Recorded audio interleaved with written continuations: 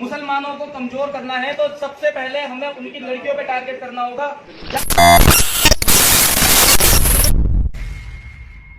আর লাশ নিয়ে যাইবো না, আমি যাইবো না। লাশ তোমার কেন নেবো? হিন্দু মানুষ লাশ নিব, মুসলমান আপনারা যদি আমার জোর করে নিতে চায় না, আমাদের ধর্মের মধ্যে তাদেরকে আমি অংশ হিসেবে মনে করি না। তাদেরকে আপনারা নিয়ে যান, বরঞ্চ আপনারা তাদেরকে চিরতরে নিয়ে যান, তাদেরকে আমাদের ফিরিয়ে দেওয়ার দরকার নাই। এই জন্য এই জিনিসগুলো একটু হাসিই লাগে যে নারীগুলা মানে কি দেখা ভাই, তোরা কি দেখা যে এত এত মুসলমান থাকতে মুসলমানদের কি সুন্দর পোলাপান নাই? তোরা কি দেখা একটা একটা তো আমাদের বুদ্ধি বিবেক এগুলো থাকা তো আমাদের প্রয়োজন। একজন মানুষ আমার বললো যে ভাই আমি একটু কোরআন জানতে চাই, আর তুই কোরআন শিখাই দিকে তার প্রেমে পড়ে গেলি। এত বলদ মানুষ কেমনে হয়? আমি আপনাদের একটা ঘটনা শোনাই হাদিস থেকে। উনি হলো উম্মে সুলাইম। একদিন যুদ্ধের মধ্যে উনি একটা খঞ্জর নিয়ে যান। হাদিসটা অনেক বড়।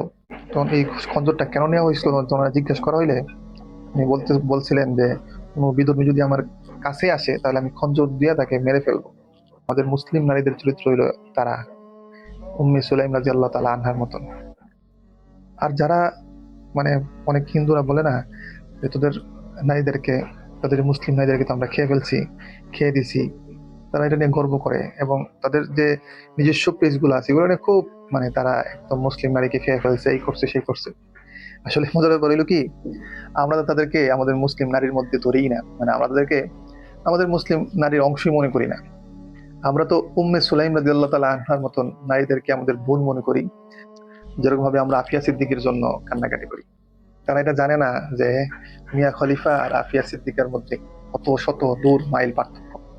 এই জন্য তারা এটা নিয়ে গর্ব করে, তারা এটা নিয়ে খুব রং তামাশা করে যে আমরা মুসলিম নারীদেরকে খেয়ে ফেলছি। এই তো পূজায় দেখেন না, এই যে পূজা চলতেছে, তো দেখবেন অনেক নারীরা বুরকা পরে হিজাব পরে পূজা যাচ্ছে এবং তারা মানে অনেক হিন্দুরা ভোগ বিলাস করছে। আসলে আমি হিন্দু ধর্মাবলম্বী ভাই যারা যারা এই জিনিসগুলো নিয়ে একটু লাফালাফি করেন, মনে করেন যে আমরা মুসলিম নারীদেরকে আমরা ধ্বংস করে দিচ্ছি।